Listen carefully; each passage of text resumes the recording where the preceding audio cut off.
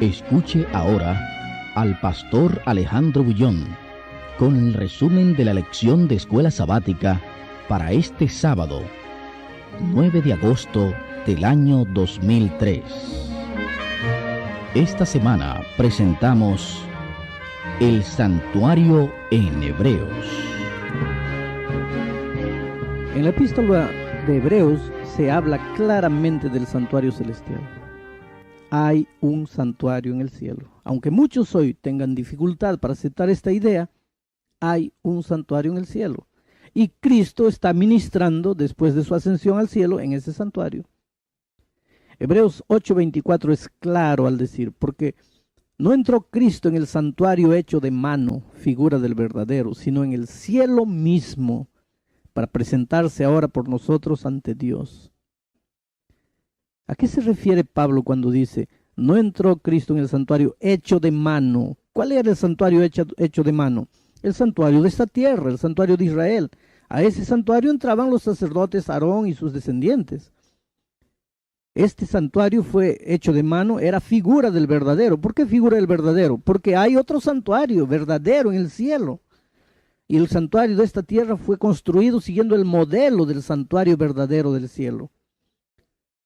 El texto dice, no entró Cristo en el santuario hecho de mano, figura del verdadero, sino que entró en el cielo mismo para presentarse ahora por nosotros ante Dios. Este texto que acabo de leer no tendría necesidad de argumentación, de discusión, de interpretación. Es claro, hay un santuario en el cielo. Hebreos 8, 1 y 2 lo confirma. Ahora bien, dice, el punto principal de lo que venimos diciendo es que tenemos tal sumo sacerdote, el cual se sentó a la diestra del trono de la majestad en el cielo, ministro del santuario y de aquel verdadero tabernáculo que levantó el Señor y no el hombre. El santuario de Israel en esta tierra lo levantó el hombre, pero el santuario en el cielo lo levantó el Señor. Yo sé que hay muchos cristianos hoy día que tienen dificultad en entender que hay un santuario en el cielo, porque la pregunta que se hacen es, ¿y para qué necesitaba Dios un santuario en el cielo? ¿Qué necesidad Dios tenía? No, Dios no tenía la necesidad, el hombre tenía la necesidad, porque como ya explicamos en la introducción, y esto debe quedar bien claro en nuestra mente, Dios es Dios. Él no está sujeto ni al tiempo ni al espacio. Él está por encima del tiempo y del espacio. Pero el hombre, la criatura, está amarrada por el tiempo y por el espacio. Ahora, ¿cómo un Dios infinito, que no puede estar sujeto al tiempo ni al espacio, podría relacionarse con el ser finito amarrado al tiempo y al espacio? Dios en su misericordia, para comunicarse con el hombre, tenía que entrar de su infinidad a la limitación del hombre. Y ese punto en que Dios entra a la esfera humana es el santuario celestial. Y claro, Dios escogió que el tema central del santuario fuese el tema de la salvación del hombre. Por eso cuando Israel construyó el santuario en la tierra, también el objetivo principal era mostrarle al hombre cuál era el camino de la salvación. Por eso en el santuario de esta tierra todo tenía un símbolo y todo apuntaba a Cristo y a la salvación del hombre. No hay, pues, cómo negar la existencia de un santuario en el cielo. Es un santuario real. Y cuando Israel estuvo en el desierto, Dios le ordenó que Israel construyese un santuario siguiendo el modelo que se le había mostrado a Moisés en el cielo. Me harán un santuario, dijo Dios, y yo habitaré en medio de ellos. Esa era la promesa. Yo habitaré en medio de ellos. ¿Cuál era el propósito del santuario? Que Dios habitase en medio del pueblo de Israel. ¿Cuál era el propósito del santuario en el cielo? Que Dios habitase en medio de los seres creados. ¿Cuál era el propósito del santuario en la tierra? Que Dios habitase en medio del pueblo de Israel. ¿Cuál es el propósito hoy día de un templo, de un santuario? Que Dios habite en nuestro medio. Pero viene más la Biblia y dice que nuestro cuerpo es templo del Espíritu Santo. ¿Cuál es el propósito de nuestro santuario propio, de nuestro cuerpo? Que Dios habite en medio de nosotros, en nosotros. En la casa debe haber lugar, en la casa de la familia debe haber un lugar para el culto. ¿Y cuál es el propósito de ese santuario? Que Dios habite en medio de la familia. El propósito del santuario es que Dios habite en medio de las criaturas. Ahora, ¿por qué Dios pidió que Israel construyese un santuario? En primer lugar, porque Dios quiere habitar con el ser humano, ya lo vimos. Dios no creó al hombre y lo abandonó.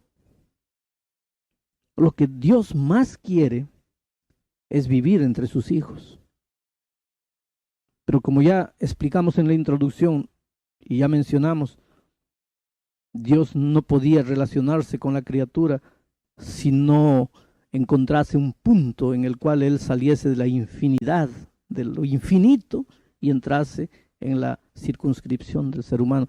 Lo que destaca aquí es el hecho de que Dios lo que más quiere es vivir al lado de sus hijos. Es pena que el pecado nos lleva lejos de Dios. Cuando en el jardín del Edén Dios venía a visitar a sus hijos, Adán y Eva, que habían pecado, se escondieron. No quisieron ver más al Padre. Y entonces la voz de Dios se escuchó diciendo: Adán, ¿dónde estás? Desde aquel día, el hombre siempre vive escondiéndose por causa de su pecado. Vive corriendo atrás del dinero, atrás de los placeres, atrás de los vicios. El hombre siempre vive huyendo de Dios. Dios siempre buscando al ser humano. El santuario celestial y el santuario de esta tierra son la mayor prueba de que la iniciativa de la salvación es divina, de que no es el hombre que quiere vivir al lado de Dios, es Dios que quiere vivir al lado del hombre. No es el hombre el que busca a Dios, es Dios el que busca al hombre. Y para estar al lado de la criatura, si es necesario a veces salir de su dimensión y entrar en la dimensión humana, Dios lo hace. Cuando el hombre estaba perdido, Cristo, el Hijo de Dios eterno, Dios, Rey, divino, tuvo que hacerse hombre para vivir al lado del hombre. La iniciativa de la salvación es divina. En el cielo, pues, el santuario era el punto de encuentro entre el Creador y la criatura. Y en la tierra también debe existir ese punto de encuentro. Yo habitaré en medio de ellos, es la promesa. Ahora, en segundo lugar, ¿por qué Dios pidió que Israel construyese un santuario? En el santuario estaba escondido el misterio de la salvación. ¿Misterio? Sí.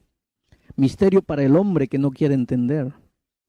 Pero Dios quiere revelarse, Dios quiere revelar su misterio, el misterio de la salvación. Quiere que el hombre conozca cómo es que él puede salir del problema del pecado. Quiere que el hombre conozca cuánto le costó a Dios la salida para el problema del pecado del hombre. Dios quiere que el hombre sea consciente de cómo es terrible el pecado y cómo el precio del pecado es vida, es sangre, es muerte, es dolor. Por eso, Dios explica a través del santuario terrenal y del ceremonial de sacrificios el proceso de la salvación. Todo lo que sucede en el santuario terrenal tiene un significado.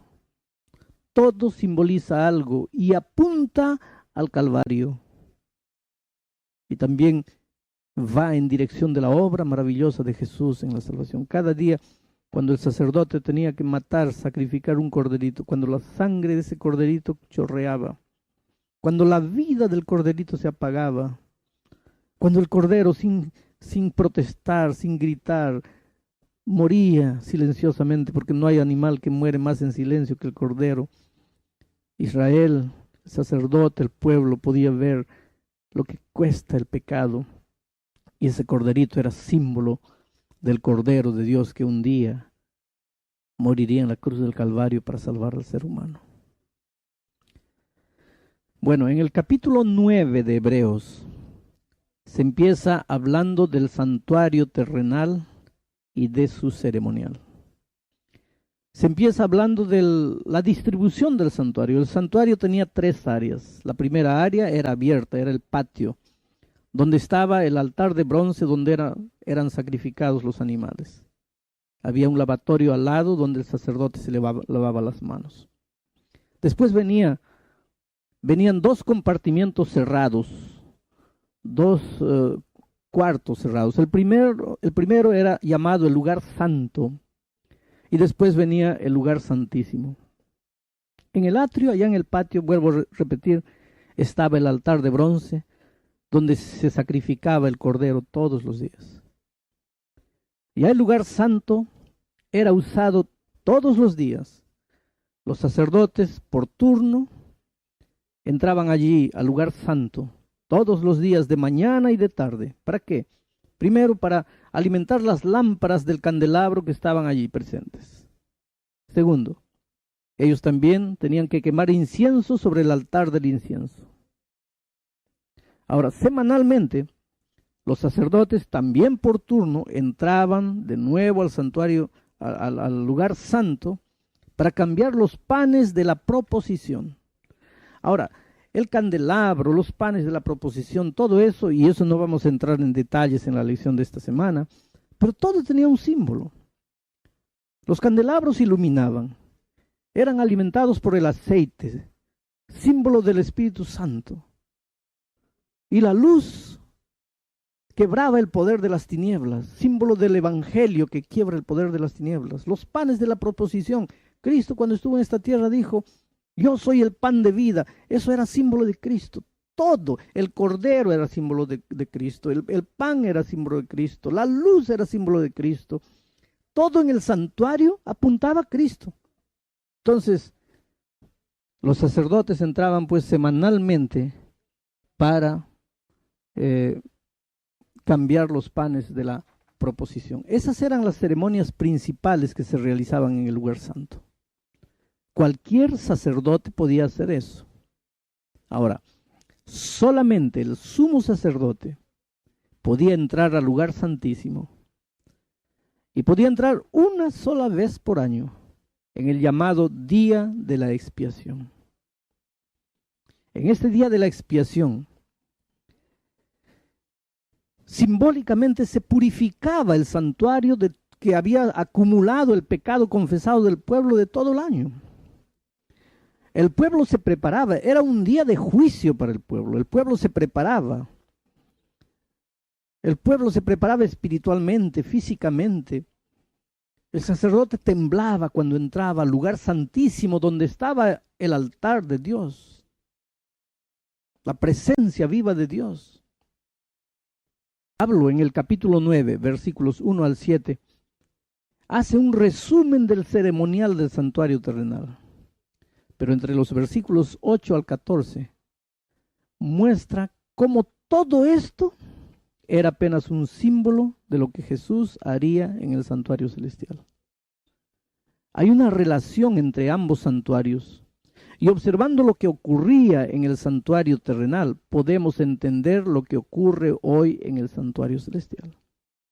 Así como el sacerdote entraba una vez por año al lugar santísimo para purificar el santuario, Cristo entró una única vez después de ascender al cielo para purificar, para iniciar el juicio de las naciones, eso que llamamos juicio investigador.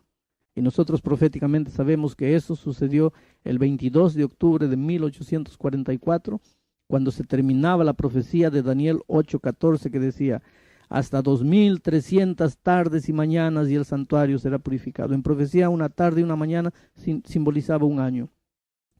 Daniel nos da el punto de partida de esa profecía. Comienza el año 457 antes de Cristo con el decreto de Artajerjes para reconstruir los muros de la ciudad. Entonces, contando a partir de ahí 2300 años, terminaba el 22 de octubre de 1844. En esa fecha, el santuario sería purificado. ¿Qué santuario? ¿El santuario de la tierra? No, Israel ya no existía, el santuario de la tierra ya no existía. En esa fecha, el santuario sería purificado en el cielo. Comenzaría la obra de juicio, la obra de purificación del santuario. Y tampoco esta doctrina, esta profecía es conocida por muchas iglesias cristianas. Por más que está ahí Muchos no consiguen entender que en 1844 comenzó una obra divina y al mismo tiempo en la tierra Dios levantó un pueblo, Apocalipsis 14, 6 al 12, levantó un pueblo para predicar el mensaje del santuario, la hora del juicio que llegó a esta tierra. Y ese pueblo es el pueblo adventista. Vamos a hablar un poco ahora de los sacrificios. En Hebreos 9 se habla también de los diferentes animales que eran sacrificados en el santuario. En los versículos 12, 3, 19 del capítulo 9 y en el capítulo 10, versículo 4 se mencionan machos cabríos, se mencionan becerros, toros. Por ejemplo, los machos cabríos eran ofrecidos como ofrenda de paz, según Números 7:17. Los becerros como holocausto, según Levíticos 1:6. Muchas veces como expiación, según Levítico 4:3. La sangre de todos estos animales era apenas símbolo de la verdadera sangre que un día resolvería para siempre el problema del pecado. Muchos quedan horrorizados hoy día por el ceremonial del santuario. Era una matanza, dicen. ¿Cómo Dios, un Dios de amor, podría permitir semejante matanza de animales que no le habían hecho mal a nadie? Y sin embargo, nos damos cuenta de una cosa. Sin sangre, dice la Biblia, no hay remisión de pecados. En el tiempo antiguo, Israel, cuando veía la sangre, no tenía que pensar en los animales, tenía que mirar a la cruz en el futuro. Pero Israel llegó a un punto en que se olvidó de la cruz y se olvidó de Cristo y comenzó a limitarse a mirar las cosas de la tierra. Comenzaron a limitarse al ritual, al ceremonial.